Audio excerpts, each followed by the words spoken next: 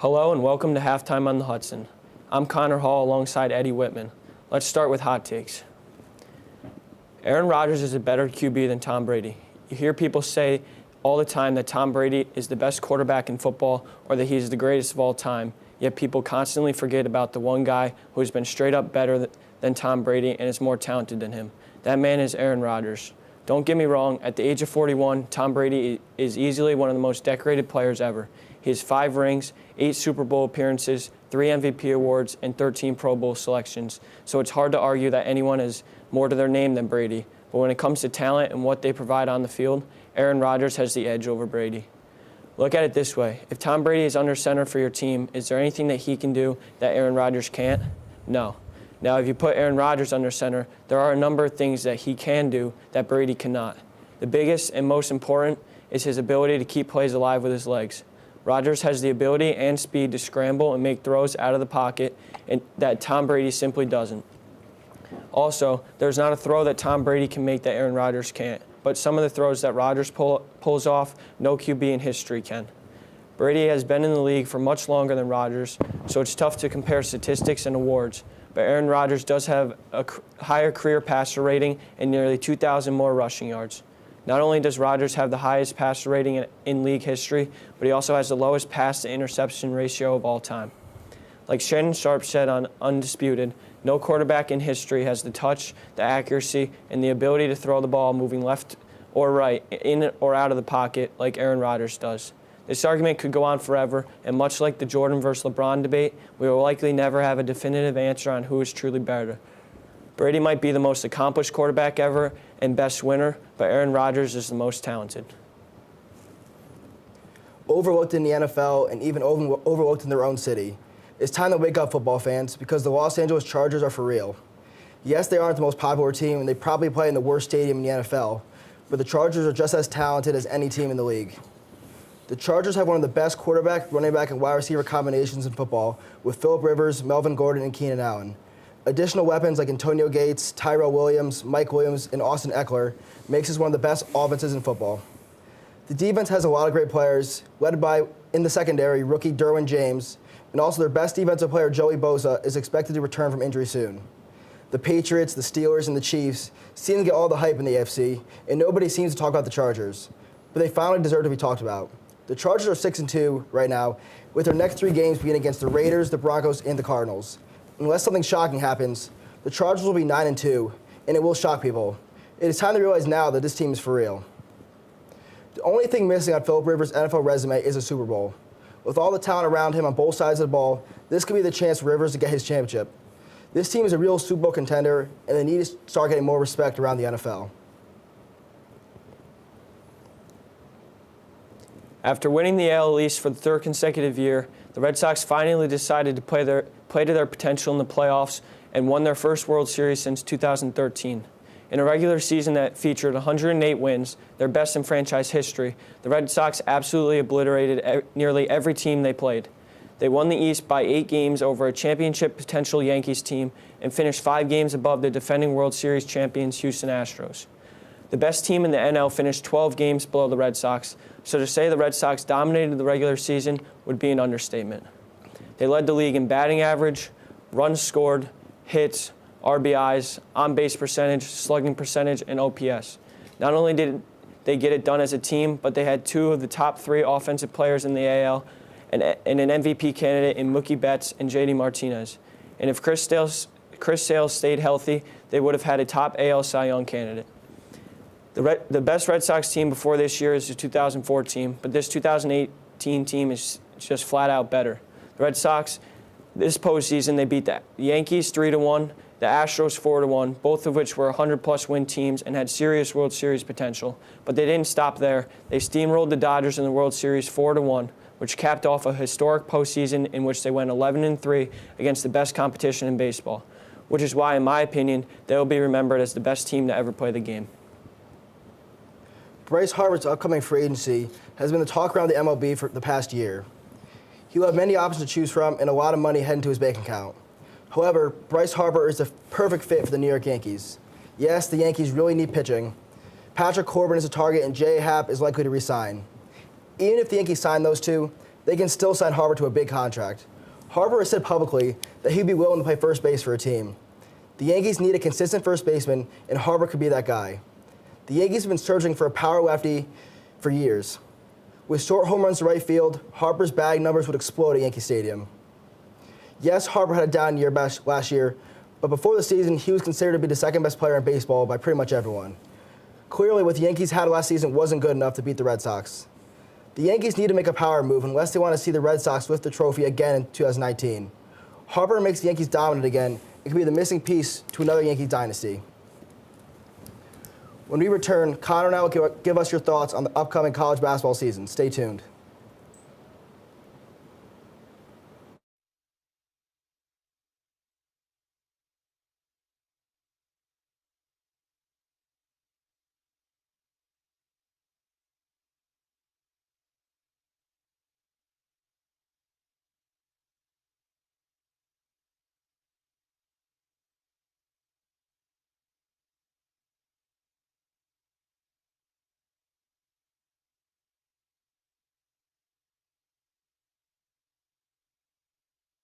We will now give our thoughts on the college basketball season. So, Connor, last night the college basketball season opened. Some two good games between Michigan State and Kansas, and Duke and Kentucky. What were your thoughts on those games? I thought that Kansas looked very well in their win over Michigan State. They had strong guard play and strong play inside, and when they needed stops in the end, they got it against a very talented and guard-heavy Michigan State team. And then in the nightcap, Duke dominated Kentucky. They looked like a better team, and it just goes to show that Duke's going to have a very exciting year this year, especially with the three-headed monster that they have with Cam Reddish, R.J. Barrett, and Zion Williamson. Yeah, the Kansas game was really interesting. I agree. Their inside play was really dominant. They really rebounded the ball really well. And that Duke-Kentucky game, I think that was the one people were really excited about. But Duke proved they're so good. The top 3 recruits in the country, and they really didn't play like freshmen. They played like seniors, and they looked just more physical, more athletic than everyone on the court. So Duke's definitely going to have a special season. So a few guys that you think, some stars in the making that could be some of the best players in college basketball this year. Obviously the guys on Duke, they're all going to be very good as they showed last night. But I think one guy that not many people talk about is Nasir Little of North Carolina. He's a 6'7", small forward who can really shoot the lights out and defend at a high level. And he won the MVP of the McDonald's All-American game and the Jordan Brand Classic against some of the top talent in his recruiting class. So I think that if he can continue to shoot well, he could sneak himself into being one of the top players in the country. Yeah, I definitely agree. Some of those Duke players are definitely talented, and Little's a great player. I'm going to say some upperclassmen. Ethan Happ of Wisconsin, he's a senior. He had a triple-double last night in their first game, so that's pretty impressive. And also Carson Edwards at Purdue, he's been the best player on their team for the past few seasons, so I expect him to have another big year. And then also out in Nevada, they made a run last year to the Elite Eight, and they have twin brothers, Caleb and Cody Martin. Those are both 2 really good wing players for them. So I think those 2 could be really good. So those are a few upperclassmen I think that could be pretty impact players this year. Next, Zion Williamson. He's so good he deserves his own segment, I guess. He was just dominant last night. He had almost 30 points, almost 10 rebounds, just dominant. Yeah, coming into his college career, the real question mark about him was whether he could shoot. And because in high school, all you saw all over social media and everything was his dunks. So that was a big question mark. But last night, he showed that he can shoot from anywhere on the floor. And if he can continue that, I think that he has potential to be the #1 overall pick come springtime. Yeah, I definitely agree. The physical ability is definitely there, and the dunks are really fun. But seeing he could shoot now, this changes everything. There was one play, he one-on-one, a guy just made a move on him and hit a jump shot right in his face. So even the commentator was like, what do you even do if you can't? You got to play off him. He hits jump shots. There's nothing you can really do about that. So next up, Final Four predictions. I know it's early, but who do you have in your Final Four? So for my Final Four, I have Kansas. I think they looked really strong last night, and I think that their defense will get them done, and Bill Self's a great coach in March, so I think that they'll be there. And Duke, I think it's going to be tough to stop the players that they have, and this year they have a lot more depth than they did last year. So I can see them going. And North Carolina, I think not many people think of them as a serious contender, but I think that they have a lot of depth also, and their freshmen, Nasir Little and Kobe White, should be able to get them to the Final Four. And lastly, Tennessee. They had a great year last year, but didn't really do well in the tournament. But if they can get their veteran guys, they have a lot of returning players and a couple young freshmen. So if they can get them to all play well, I like their grit on defense, and I think that they can make it there too. Yeah, mine's pretty similar. I also have Kansas and Duke from last night. Those two teams really impressed me. They both won, but it is early. But I think those two teams are just so talented they'll get there. I actually see Syracuse making a run to the Final Four. They've been a team lately that played really well in March, and they have pretty much everyone back from last year. And Coach Boeheim's son just committed there, so he's coming off the bench this year. And I think Virginia, they obviously lost to UMBC, the first team ever to lose 16 versus 1 seed, but I think they'll get their revenge this year and get to the Final Four. I think we'll see 3 ACC teams. I think that's the best conference, and I think they're going to show that in the tournament. And now maybe a team or two that could be an under-the-radar team in the tournament who's maybe not being talked about a lot now, but they should be. I think that maybe they're getting a lot of hype right now, but I don't really think many people think that they're for real, is Nevada. Like, as you said, the Martin twins, like, they get it done on both ends of the floor, and they showed that last year, but I think this year they're for real. And I can see them making a run. And then Loyola Chicago, we saw them last year, and they got a 30-point win last night in their opener. So they show no signs of slowing down, and maybe they can carry some of that momentum from last year into this year's tournament. Yeah, definitely. Those are two really good, solid teams. And I have two teams in the Big East that could make some noise. I think St. John's, they have a really good backcourt, probably one of the best in the country, with Shamori Pons and Mustafa Heron. Heron transferred from Auburn. So that's one of the better backcourts in the country, probably the best in the Big East. I know they have some good players off the bench. Mikey Dixon, he's a pretty good player. And also, I think the Providence Friars, I think Ed Cooley's done a really good job there. They have a lot of good athletes out there. They got a big recruit, David Duke. Alpha Diallo should be a first-team all-conference player. So I like the backcourts in March. So I think those two teams really could make some noise in the tournament. So last week, our college basketball, who do you think will be the top 3 picks in the NBA draft for this upcoming year? My top 2 are kind of cliche. Obviously, I think R.J. Barrett's going to go number 1. He did it all last night. He can pass, he can score, he can defend, he can rebound, and I just think he's too good of a player, and he has too high of a ceiling for NBA teams to pass on him. And then at number 2, I actually have Nasir Little, because I think he's more of a projectable player in the NBA. He's a little bit more fit to his position, where Zion kind of plays more like a big man, and he's kind of undersized for an NBA big man. So I can see Nasir Little being number 2 if he can continue to knock down jump shots. And number 3, obviously Zion Williamson. He's like a bull running in through the paint, and he's the biggest. He would be the biggest guy in the NBA right now, weight-wise, and it's just pure muscle. And especially if he can knock down those jumpers like he did last night, I don't think anybody can guard him in college basketball, and I can see his game translating pretty well to the NBA. Yeah, and it's crazy to think about, but I think the top 3 picks in the draft will all be from Duke. I think R.J. Barrett will be the first pick. Watching him play last night for the first time, a full game. He dominated that game. He scored with ease, and obviously Zion Williamson, the athleticism's there. If he can get that jump shot, as you said, he's going to be a scary player. And then Cam Reddish, he really gets no talk out of Duke just because of how talented Barrett and Williamson are. But Cam Reddish had a really good game last night. He's another long wing, and that's really what the NBA is nowadays. The guys that are long and can shoot. So I think those 3 could be really good players in the NBA. When we come back, Paige will give us her top 5 biggest disappointments in the NFL so far.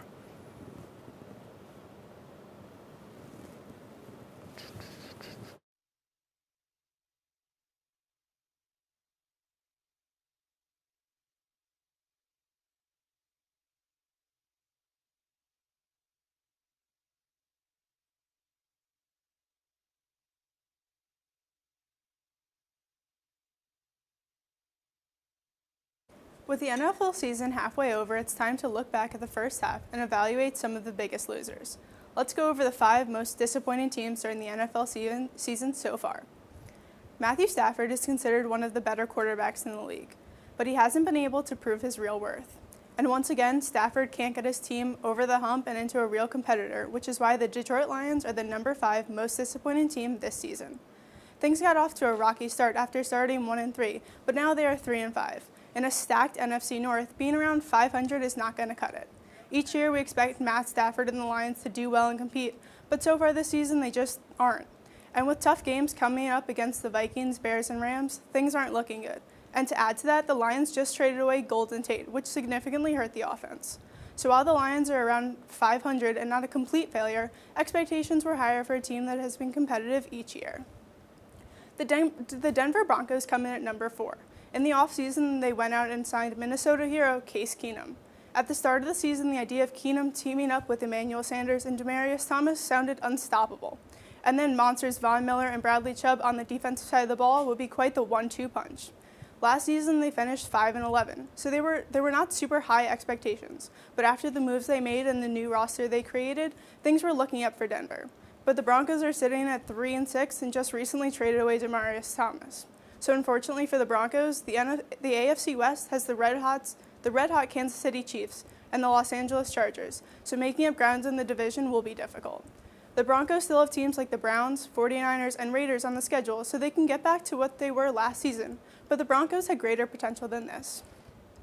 The Jaguars made the playoffs last season and almost defeated the Patriots in the AFC Championship, but now they have landed themselves at number 3. Currently, the Jags are 3-5, which was certainly not expected. But two losses really define their season. First, their 9-6 loss to the Titans. How do you only score 2 field goals? Also, it should be noted what a powerhouse defense the Jaguars are credited with, but in their game against the Cowboys, they lost that recognition. The Cowboys, who considered Cole Beasley to be their first wide receiver at the time, put up 40 points on the Jags. Also, the Cowboys have been struggling mightily on the offensive side of the ball, so the Jaguars and their great defense should have locked them down. Going off of that, Jalen Ramsey is considered one of the best corners, and he constantly informs the media how highly he looks at himself. But Ramsey has been getting crushed. He has had several star-studded matchups between either himself and DeAndre Hopkins or Tyreek Hill, and Ramsey has not delivered on the defensive end. So a team that almost took down the GOAT in Tom Brady last year was expected to compete again this year has completely fallen apart. The second biggest disappointment is the Oakland Raiders. Oakland was finally beginning to turn the corner and abandon their losing ways. Last season, the Raiders made the playoffs, but this season, they only have 1 win. So what happened? The Raiders signed head coach John Gruden to a 10-year, $100 million contract, which seems a bit crazy. As with any coaching change, it takes a little while for things to fully click, but the Raiders still haven't figured it out. The Raiders seem to have given up on the season before it even began when they would not sign Pro Bowler Khalil Mack and ultimately traded him away. But Gruden really seemed to throw in the towel when he sent star wide receiver Amari Cooper to Dallas. Symbolic of their absolute disaster of a season, Derek Carr was potentially crying on the field after taking a hit. I mean, can we blame the guy for crying? He's playing for the Raiders. Unfortunately, the biggest disappointment of the season so far is my New York Giants.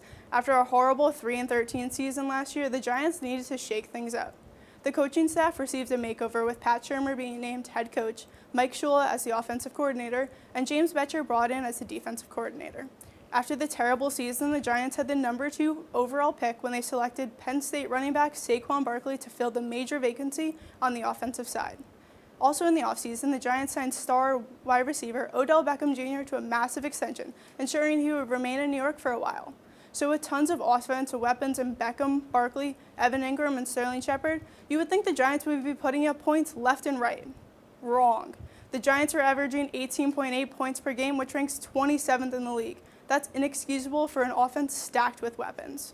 There were high hopes for this star-studded offense and solid defense, but so far the Giants are a lost cause and a complete embarrassment. Back to you guys at the desk.